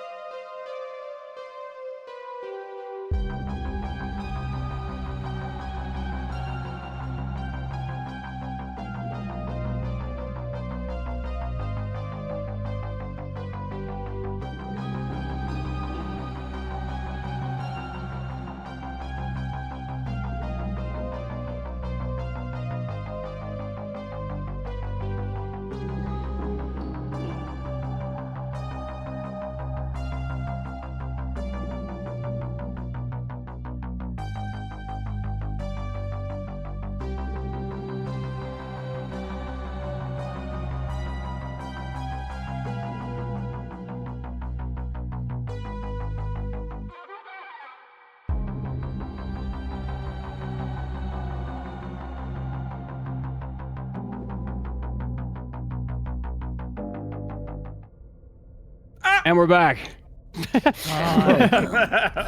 So where were we? Tentacle So, brain 12 on pulling the something 12 Yeah. on the con save. Zilix has latched onto something inside of you. And you feel it start to tug with your gray matter. It's in there deep, and he, in your connection you have right now, is even straining, pulling, creating a taut web between the heart of Lolth. You feel it deep inside of you. He is tugging at something. And after a very agonizing 90 seconds, it's gone. There's no pop. There's no tear. There's no hole in you. It's almost as though it just evaporated. Who has the heart of Lolth right now? I think Ray. I think It's in someone's bag. It's either in mine I think or Ray's. I think Yeah. normally whenever I'm around Soot, I let Soot carry it in my bag, Okay. but since we split, I probably Right. would keep it with me. Okay, so you have it on you right now. Of course, I think that would be the safest place for it. Okay. Like, you can have it, just don't fucking touch it. Numbnuts. Ray, Yeah. you feel as you see your friend's held breath and fluttering eyelids relax and unclench. A deep breath is exhumed from their lungs. It's almost like that breath went into you. I need you to make me another wisdom saving throw. Oh my god. Your hand, Please. like a gunslinger, begins to like twitch and tremble Mm. to your left. Normal, disadvantage, advantage, wisdom save. You can- Got it. You feel Got the it. presence of your celestial allies behind you. You can make this with advantage. Oh, sweet. That is Hell cool. yeah, He's got gamer. dad and his dude. You called your dad. He's got his dads! Yeah. He's My got uncle his works for the government. dads. My uncle. My dad owns a dealership. You can't arrest me. As complicated as our relationship is, those are the dads. Okay, wisdom So save. wisdom save with advantage, yeah. Yeah. 20. Hell yeah, brother. You ground yourself in this hallowed building. You inhale that breath deeply. And you think on it. You let it pass. As it is exhaled from you, your nerves calm. For the first time in a couple of days, at least, you feel at ease in a place that you don't think you really should. You feel relaxed, physically at least. Mentally, your brain is on fire, but your shoulders slack. Nothing happens. Argentum, you have exhaled the heart of a god. You have 1 point of exhaustion. Yeah, I'll fucking take it. Give me that shit. And you can't remember. You can't remember their name. Can't remember what they look like. You think really hard. Or to panic. Felix took a little more than he said he would.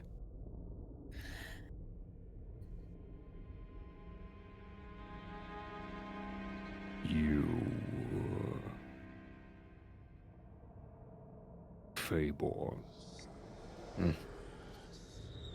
What memory do you offer? This is gonna be fun. As Argentum offers their first, I offer my last memory. Spending time with Zach the day before he disappears. And in all honesty, the memory itself is nothing exciting or eventful. They are spending time in the forest, shooting cans. Next to the stream, the water is serene as it passes, it flows. It's clear in some angles, and when you tilt your head in other angles, it shimmers like a rainbow. And they're just having a normal conversation, talking about life, friends, parents. And then they just go home. There's no fanfare about it. It's just like an everyday. It's hard to say if Zach knew he would be gone. But it's the feeling knowing that after that, there's nothing. The melancholy, the hit in your stomach, knowing that, you know, if you had known it would be the last day, you would have done things differently. The regret.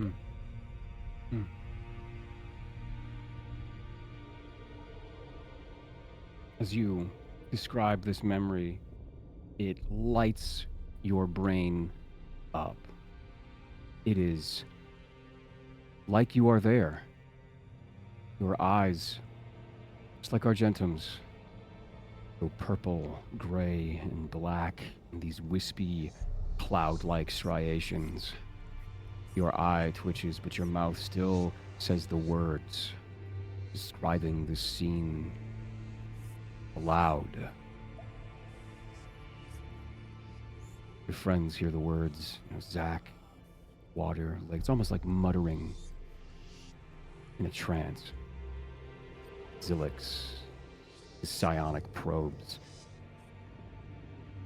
flip the folds of your brain over and over themselves, digging between the nooks and crannies of your cranium, looking for the links, the neurons and the synapses that hold your life.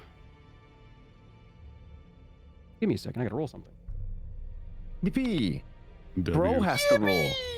Mm-hmm. Roll really good in my favor, please. Thank you. You guys As make he me keeps sad. looking, I make It's- myself sad. as he's looking, as these invisible prods occur, it's like he's looking for something. Looking for something else. It's like he's confused. You have overlap. You are one but two.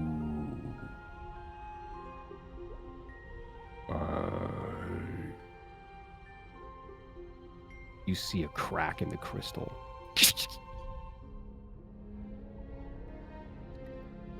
I will take what you offer. And you feel it.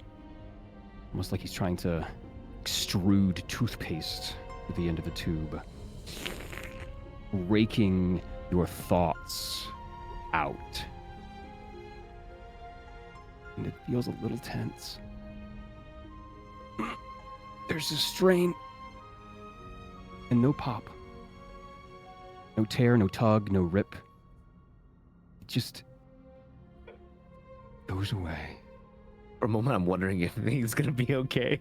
I'm like, you good, bro? You exhale, Your eyelids stop twitching. You blink back your sclera and your pupils. Who is Zach? You're overcome by confusion. Your thoughts and memories have been jumbled up. Why are you here? You look around at the people you've surrounded yourself with, and you don't know them. At this point, without the memory, unchanges.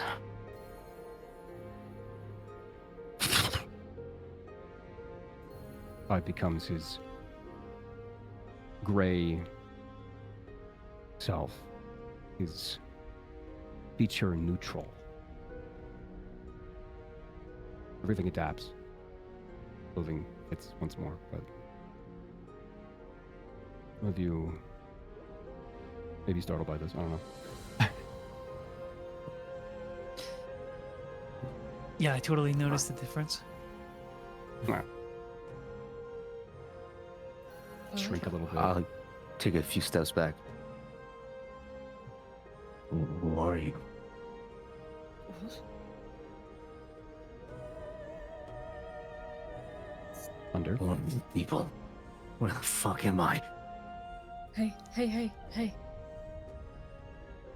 I back up from Argentum. Back up. I'm... What?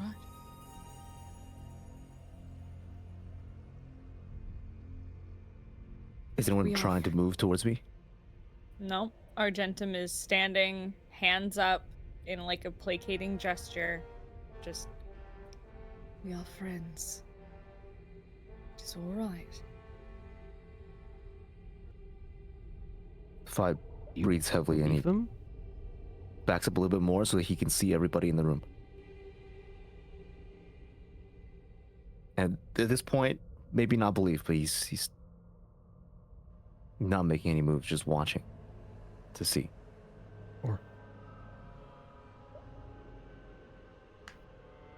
Thunder. Hmm. You could swear you felt the presence in the crystal turn to you. Black blood. What memory do you offer?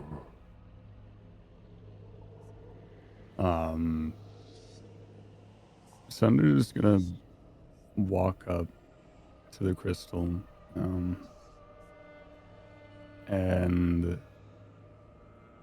gonna just directly say,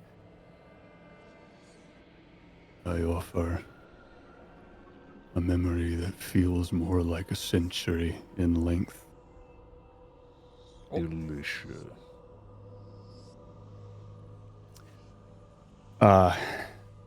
Sunder will close his eyes and begin thinking about the years he spent trapped in that cellar, being tortured every single day. Depictions of fingernails being ripped off, his horn being snapped, whipped, stabbed, just, again, what feels like a century of torment.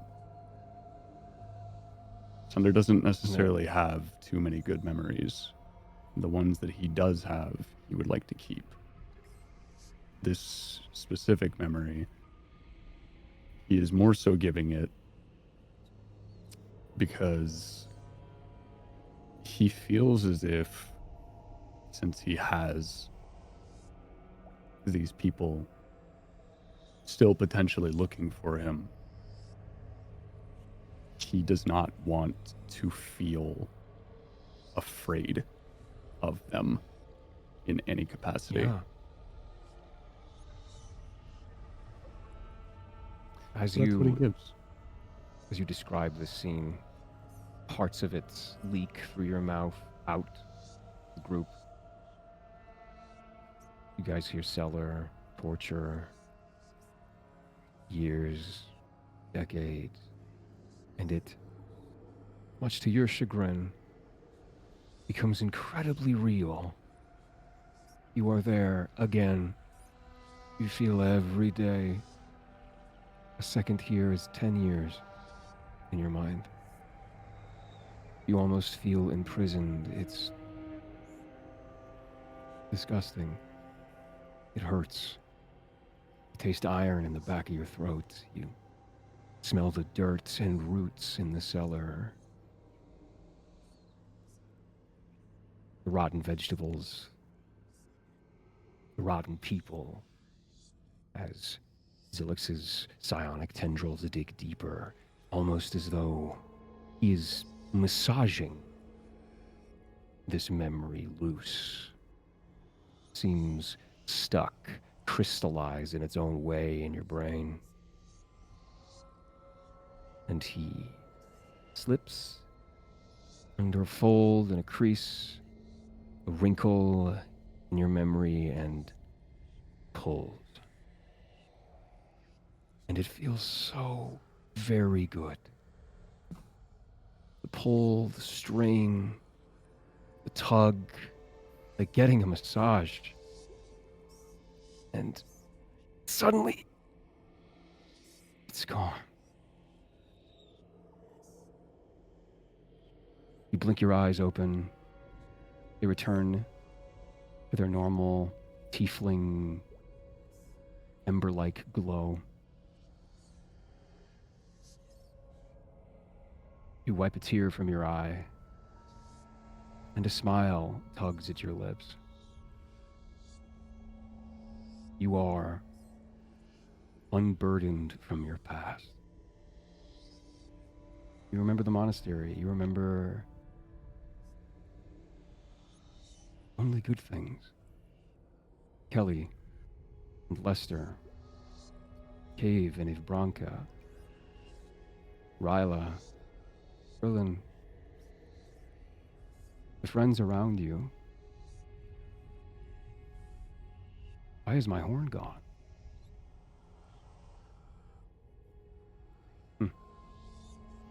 Maybe you'll never know. And that's what we're going to call tonight. Oh my god! Sick. Sick. You think it was going to be an elephant, huh? No. No, I fucking didn't, but I should have seen it fucking coming, goddamn fucking Oh, man. Okay. Cool, while I rotate like I'm in a fucking microwave until we play again. Yeah, no, yeah, you got to cook for 2 weeks now, huh? Yeah! Oh. Fuck you. And I also, I didn't anticipate, I knew the mechanics of this, but I did not anticipate, like, how that role that I had to do was because Fi is technically 2 different people, the memories get weird, like, they get a little strange. It's hard to tell whose memory is exactly who because it's in a first-person perspective, right? So it's like, he was confused. He didn't know exactly what was going on. So he's just like, I guess I'll just break it all. You know, I'll grab as much as I can and get out of here. So yeah, that was. Wow, he's really like, yoink. Phoenix is like playing a game and then forgetting to save after playing for 50 hours. So you start back at the beginning. Like, where the hell am I? You're like still in the same spot. Yep. How did I do? I have Eldritch Blast? You start the campaign in Act 2. Yeah, I figured something like this would happen, which is why I want to see where it went, you know? You're wild. Yeah. I've been sitting on that Zilix thing for quite some time. I am very excited because he is a potential ally, as you may have guessed, but he doesn't really talk in very verbose, like, flowery language. It's by the book, to the point. Like, and he has he's one of my favorite NPCs because he has such a rich history in the history of Lolthlorian. I like him. Yeah, I really enjoy it. I can't wait to see He's great. where else this goes, and for someone following you, which is cool. Hell yeah. When I breathed in Argentum's exhale, was there, what was the potential? Can I know? Like, what was gonna happen if I failed to Yeah, see? you would have gotten branded. It would have the you would've curse taken would it. have moved into you. He didn't Oh, sweet. necessarily absorb the heart of Lolth. He just ripped it out, and it just is like I got it's Gotcha. gone. Yeah, I mean, I can take And it. into the Pulling ether. the thorn out. I'm sure. I'm sure. Would Yeah, have like never pulling a told thorn out. Argentum. Poor Cumine Quill or something. Yeah, dude. There's also like I would recommend you guys looking around here before you leave if you decide to, but we'll encounter that. We'll deal with that in a couple weeks while you Are we guys chilling or is digest he still exactly gonna what eat? happened. Is he still gonna eat me? We chilling? You guys got to talk to him a little bit. You got to ask him some questions. Are we and, cool and now? why Are we cool? why does he want to eat you is the big question. Oh no, I heard it. I heard him why, Okay. but that wasn't Well, me. I will. I got a message after this to clear up some, Yes. specifics. Yes, you do. Absolutely. Please do. Mm-hmm. I'm quite excited. But yeah, I know for a fact that Nate has got to get out of here, and I want to give him some time to do something before he has to leave, and not necessarily just go straight to wherever Right. he's got to go. So, I apologize for how short this was, but Yeah. you know, we got 2 in a row, which is relatively rare, and I had a lot of fun. I really enjoyed these last 2 sessions. These Yep. were fun. I thought I it was liked great. not These are so being good. That was cool. tethered Also to thought- a city or anything. It's a great length. I don't think it was too short. Okay, No. cool, It's cool. good. All right, No, it's noted. pretty good. But we are going to before we go. It is Friday. We got the whole weekend coming up, and then does anybody have anything cool going on this weekend? Tonight, Monday. Let me check What's my what's calendar. happening in your all y'all's live? Anything cool you want to plug? Just making a lot of dice. Come get your dice. Come There get your you dice. make a lot of Dice dice. here, hot dice. Dice. Your dice. Dice. Bring out your dice. Bring out your dice. Bring out your dice is a really like Bring that's a out good your idea dice. for That's Yeah. a great. like a brand. It's a wheelbarrow I need to full steal of that. just dice. Yeah, bring Bring out your your dice. dice. Hayden's got dice, guys. They got Yo. dice. Hell yeah, hell yeah. They hell got yeah, dice. hell yeah. I They can got make dice. fucking Shadows over Velda dice. I'm working with Coda from the community to make Shadows over Velda shit. It's good Go shit. buy some dice. It's gonna be great. They're- I'm actually like excited They're to see those. large. Yeah. I can imagine. They're large. Gotta fit They're all those little large. They're dice. large. They're huge. I do like big dice. It's nice. The small dice are like caltrips. You trip on them. Big dice, you're just like, whoa, hey, I'm walking. My here." new dice are fucking chunky. I love them. And they have Yep. they've Cool, got my cool. wings on them, which is sick as hell. Hey, neat. Is Hell that like one yeah. of the the 20 or the 1 or the wings? Yeah, the 20. All the high numbers on all the dice are my wings. Okay. Yeah. Excellent. That's So super like cool. the 20, the Yeah, go 8, check out whatever. Hayden's dice. Hell yeah, hell yeah. I have commissions open right now. Do it. Woo! Do it make now, your or dice. else we will scoop your brain. I'll scoop Yeah, your or else brain. you'll get your brain Brain. slurped. Anybody else got anything cool going on? Anything cool they want to plug? I can do this every week because I realized that it updates, like new episodes come out every week, but the new let's episode of go. Sonda is out now Go check on out Amazon Sonda. Video. Go I'm- watch Sonda. I'm We know you prepared watch to The hear Boys. this That for means you can watch 24 Sonda weeks in a too. row. Yeah, it's every Friday, so I get to plug it every week by saying that there's a new Hell episode. yeah. So Let's go. there's a new episode. Go watch it. It's a good one. There's action. And Ben that sounds happens. great, actually. Like there was any surprise there, but Ben sounds fucking phenomenal. Mm-hmm. Hell yeah. It's Yeah. the episode Absolutely. that, Is Sonda. Lucian's character shows up, and he sounds really good. So please go Oh, watch cool. it. Yo, is that Awesome. John Sonda? Oh my god. Big fan. It's Santa Claus. It's Okay. yeah, exactly. That's it. I'm gonna do this every week. Uh, so. Yep. Please, Fuck yeah, please man. do. Please get people to watch this thing, man. It's great. Okay. Anybody else got anything cool going on? They want to plug anything fun they doing this week? This Even into No. next week. Oh, into next week. Yeah, Nuh-uh. we're not Nuh-uh. going. We're not going another session because partially because of my fault too. I will be at TwitchCon. Hey. And so if you guys see me Hey. there, do say hi. You'll know me being there because you'll see on the socials. You'll see on the So come thing, say on the hi, little yeah. look, his lanyard. It'll say Come say Lei Zhu hi. Shen. Don't be afraid. Don't be afraid. Otherwise, I will scoop your brain out. Yeah, don't get scooped. Go say hi. Hell yeah. Okay. Anybody else got anything cool going on? Nope. Nope. No. Okay, cool. Let's see. What do I got going on? Saturday. I don't think I think we have a community day. Or was that today? And Saturday. If not, then Saturday I will be streaming more Dying Light the Beast, which I got maybe 90 minutes into, almost 2 hours into, because we shot the shit at the beginning of the stream. It's really good. Roger brings his A game. The first 30 minutes of the game are like peak Dying Light content. Like if you really like Dying Light, go play Dying Light the Beast. It is a return to form. It is so good. I'm not saying that because I'm in it. Hell, I'm maybe in it for half an hour. Like, but Roger really crushes it. It sounds so good, and it's fantastic and sets up the future of the entire franchise. I'm so glad they let Timon cook. They finally took their hands off, and they're just like, "Hey, IP director, do what you do best, and just make the thing." The investors took their hands off for a little bit, and they're like, "All right, we'll let the game developers do what they do," and they made an amazing game. So go play it. It's great. It's a little short, but it's great. And that's pretty much it. That's my week. I got some other stuff going on, but I'll tell you about that later. I can't talk about it yet. Yeah, it does look good. It's a very beautiful game. All right. If we don't got anything else to say, guys, thank you so much for being here. Thank you, players, for being here, taking time out of your busy schedules for coming and playing a little make believe with us. Thank you, chat, for being here. Thank you so much. Thank you, Chad. All like 70 of you in the audience. I really appreciate you guys sticking it out and being yeah. here and listening to us play pretend. And we will see you guys in 2 weeks. Okay, we are off next week. I'll still be streaming, but we will be off next week for a fortnight even. Fortnite. Fortnite gaming. We're off 2 weeks. We'll be back Friday after next. And until then, everybody, let's just say good night, everybody. Good night. Good night, everybody.